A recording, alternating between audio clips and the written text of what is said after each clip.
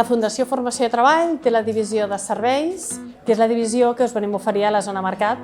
Consta de serveis com la cuina, la neteja, construcció, serveis de jardineria, transport, bugaderia, serveis molt adaptats a les necessitats de les empreses i de les persones.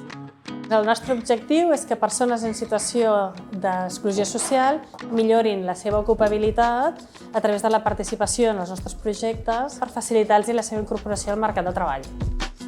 És important consumir serveis que tinguin en compte les persones perquè així estem contribuint a l'economia circular del triple impacte. La inclusió social forma part de l'economia social i solidària. Creiem important que la gent conegui que a través de la inclusió social poden contribuir a una economia més justa.